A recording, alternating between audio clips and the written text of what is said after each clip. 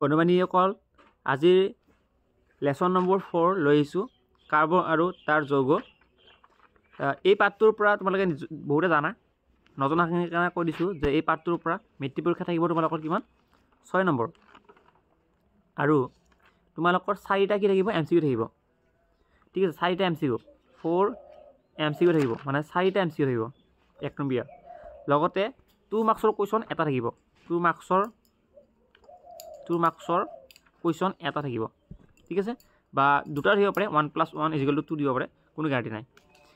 এতিয়া চোৱা এইটো পাঠৰ কেনেকৈ দৰকাৰী হ'ব সেইখিনি আমি আলোচনা কৰিম।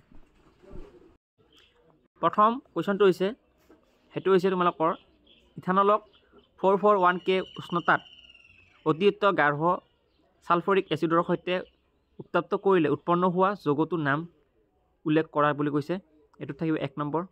ঠিক আছে, তাৰপিছত কৈছে কুৱেশ্যনটো এই ক্ষেত্ৰত গাঢ় ছালফৰিক এচিডৰ ভূমিকা উল্লেখ কৰি বিক্ৰিয়াটোৰ ৰাসায়নিক সমীকৰণো লিখা। 1 থাকিব, মানে 1+1 = 2। বহুত দৰকাৰী, এনসাৰ দিয়া আছে, তোমালোকৰ PDF পাই যাবা এনসাৰখিনি। নেক্সট কুৱেশ্যন নম্বৰ 2, এইটো 2 মাৰ্কছৰ কুৱেশ্যন 1+1। ইয়াতে কৈছে যে এলকহলত থকা কাৰ্যকৰী মূলকটো লিখা আৰু এলকহলৰ সাধাৰণ সংকেতটো লিখিব লাগে। 1+1 = 2।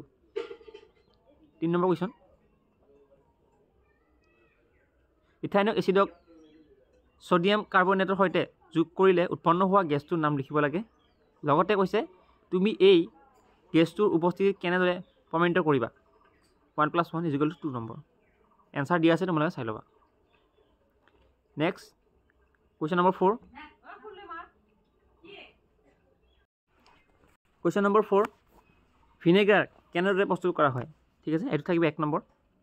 লগতে কৰিব যে গ্লেচিয়েল এচিটিক এচিড ইয়াৰ গণনাংক কিমান। ঠিক আছে, ইয়াৰ গণনাংক কিমান 1 নম্বৰ। ইয়াৰ কিমান থাকিব 2 মাৰ্কছৰ কুৱেশ্যনটো। এতিয়া মই কিতাপত নাযাওঁ আৰু মই ইয়াতে কৈ দিছোঁ, তোমালোকে মেট্ৰিক পৰীক্ষাৰ কাৰণে পেপাৰ কোনখন চাবা।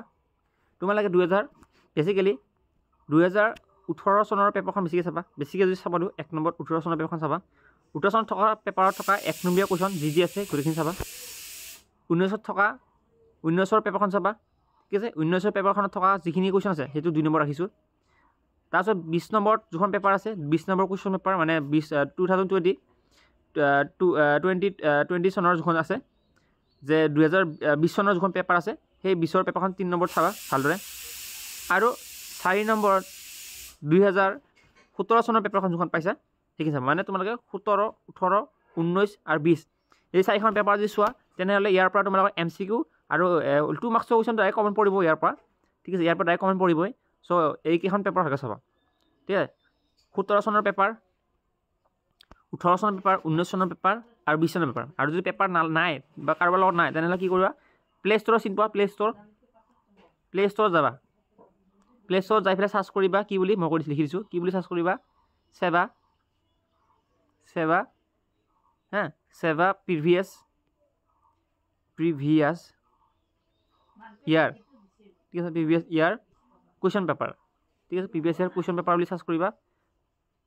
কুৱেশ্যন পেপাৰ বুলি চাৰ্চ কৰাৰ লগে লগে তোমালোকে আহি যাব, এপবোৰ আহি যাব। তাৰ যিকোনো এটা এপ ডাউনলোড কৰি ল'বা। ডাউনলোড কৰি পেলাই তোমালোকে কি কৰিবা, এই পেপাৰবোৰ চাবা, ইয়াত থকা যিখিনি কুৱেশ্যন আছে সেইখিনি ফ'ল' কৰিবা। কাৰণ কিয়, মই যিমানখিনি জানো ছায়েন্সৰ ভিতৰত তোমালোকৰ এইখিনি ডিষ্ট্ৰিক্টৰ এইকেইটা চনৰ পৰাই ভিতৰত কমন থাকিব। ঠিক আছে, এইখিনি আছিল। থেংক ইউ ছ' মাছ। ধন্যবাদ।